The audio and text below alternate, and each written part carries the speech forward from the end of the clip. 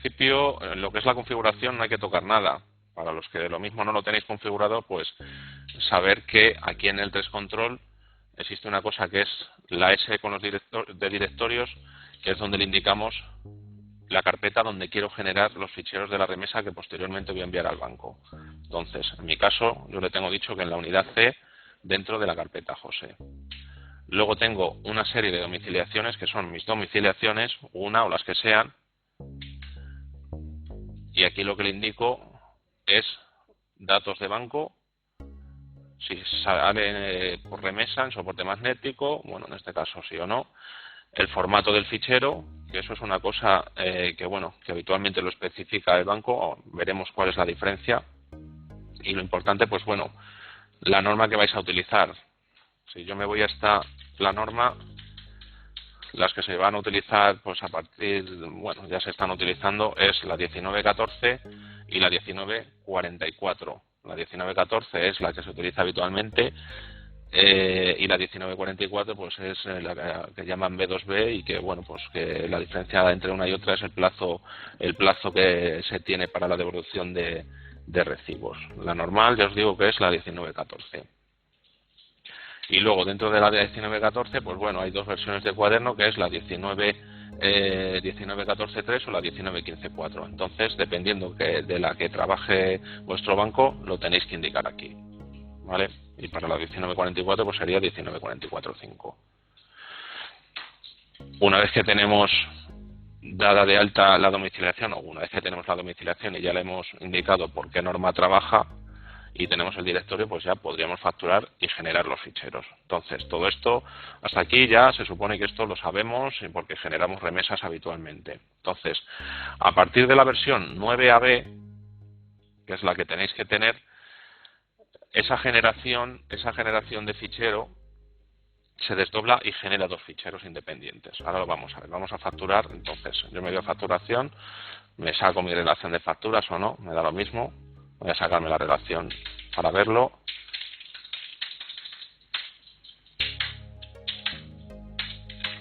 Tengo una factura preparada simplemente, ¿vale? Tengo una factura. Entonces esto lo facturo. Bueno, me dice que tengo datos en la remesa pendientes. Podría generarlos ya. Entonces, como ya tengo datos, no necesito ni factura. Entonces le digo salida, soporte, creación.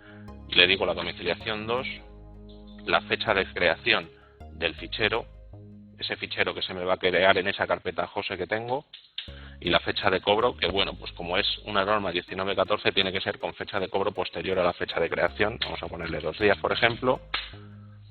Y fijaros, me dice remesa imposible de realizar, cliente 1 sin mandato. Vamos a ver. Al principio se supone que el mandato, un número de mandato era obligatorio para la norma 1944, pero resulta que luego en la estructura de los ficheros que hay que generar para la norma 1914, que es la que estoy utilizando yo ahora mismo, se necesita también un número de mandato, porque si no, pues da problemas. Con lo cual, si en un momento dado ya GESFAC encuentra que falta un número de mandato, lo tenemos que generar. ¿Cómo genero un mandato? Bueno, pues si me voy a mantenimientos, todo bien, ¿no? Me escucháis bien y me veis bien, ¿no? Vale, sigo pues. Entonces, si nos vamos aquí a mantenimientos a 4 clientes, tenemos la opción 9 mandato.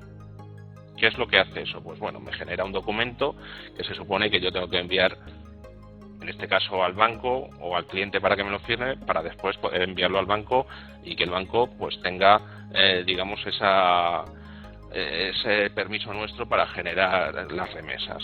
Entonces, si me voy aquí a la ficha del cliente primero para que lo veáis muy clarito, y me voy por el 3 modificaciones al cliente en cuestión, en la parte inferior, donde la parte de domiciliaciones, tengo los datos del mandato, que es una fecha de envío, que está 0, por eso me dice que no tengo mandato, una fecha de aceptación, en el caso de norma 1944, un número de mandato y un nombre de fichero que me genera el mandato. Entonces, ¿cómo genero el mandato?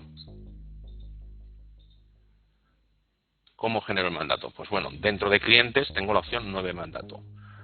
Indicaría al cliente le digo si es reimpresión o no. Esto es una opción que se ha incluido nueva, ¿vale? ¿Por qué razón? Pues porque los mandatos se imprimían una primera vez y no se podían volver a imprimir, con lo cual, pues bueno, había bancos en algún caso que ha dicho, oye, reimprímeme los mandatos y mándamelos, pues no sé, para asegurar que todo es correcto, en fin, por lo que el banco quiera. Entonces, si le decimos reimpresión, aunque ya existan, se vuelven a reimprimir. Como no está impreso, sino que es la primera vez que lo voy a hacer, pues directamente lo imprimo. Y lo que me imprime es un documento de mandato, ¿vale? Pues en el que informamos de que vamos a pasar recibos a tal cliente con estos datos, con estas cuentas, este SWIFT. Bien, entonces, esto es una impresión que se supone que norma 1944 envío al cliente, me lo firma y después va al banco, o norma 1914 simplemente lo genero para tener el dato del mandato para poder generar la remesa. Si me voy a la ficha del cliente ahora, aquí al 4, y le indico 3 modificaciones y selecciono el cliente, ya tengo una fecha de envío, una aceptación no, pues es un campito manual que para 1944, tal y como os he comentado, y un número de mandato con ese fichero PDF que se generó, ¿vale?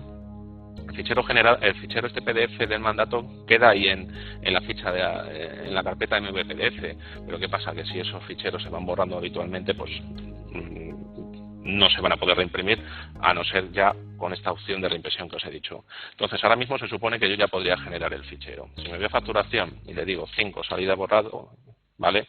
Soporte creación, le digo la domiciliación 2, que es la que es, los mismos datos que antes, le doy conformidad y ya no me dice nada del mandato, ¿vale?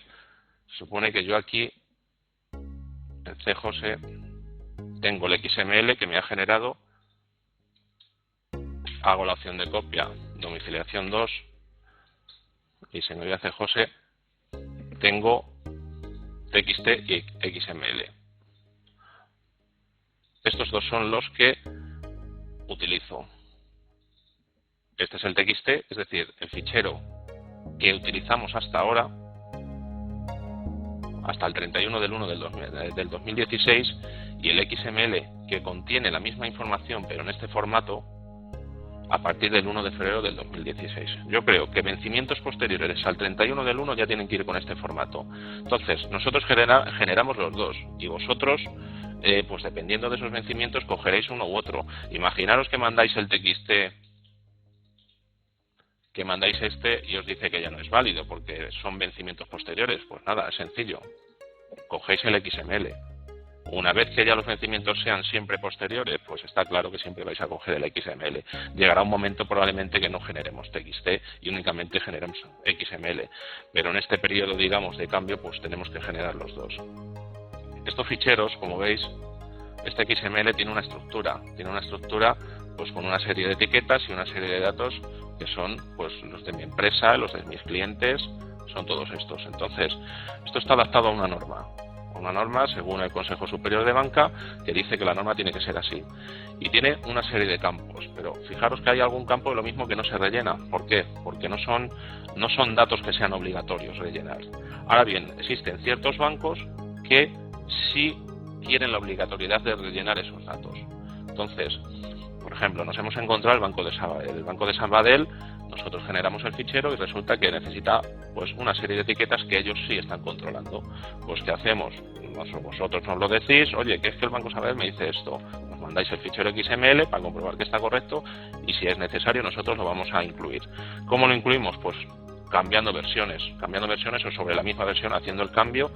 En ese caso, ¿qué tenéis que hacer? Pues oye, que es que el Banco Sabadell me dice esto, mandáis el fichero, modificamos, publicamos la versión de GEFAC y tenéis que volver a descargarla, que en muchas ocasiones suele ser la misma. Es decir, ahora mismo las modificaciones que vamos haciendo sobre estos ficheros XML, como estamos en este periodo, digamos, de cambio de fichero, van sobre la 9AB. Bien, otros bancos lo mismo necesitan otra etiqueta o necesitan otro dato. En ese caso, ¿qué pasa? Pues que pues nada, simplemente es eso, que nos lo digáis y nosotros vamos cambiando. Llegará el momento, digamos, que el fichero esté adaptado a las necesidades de todos los bancos.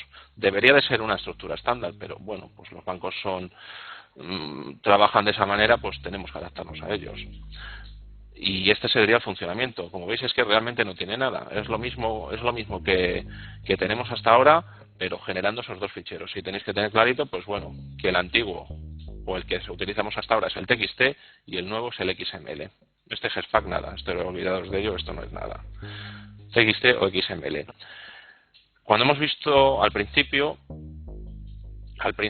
hemos visto que hay una pregunta aquí que es en mantenimiento, en el test control, que es formato dentro de la D de domiciliación, que es formato largo o corto.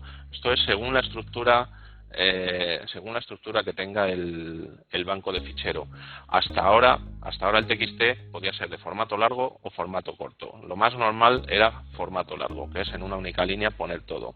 Bien, ahora con el XML, a partir de ahora, esto ya no se va a utilizar. Esto lo dejáis como esté y el XML no tiene diferentes formatos. Es un formato con una serie de etiquetas que son las que veis, y eso sí, el banco tiene más, necesita alguna obligatoriamente y otros no, con lo cual, y en principio eso es lo que queríamos mostraros en este webinar, que está adaptado ya al Gespack. El resto de aplicaciones que generan ficheros de remesa también están adaptados.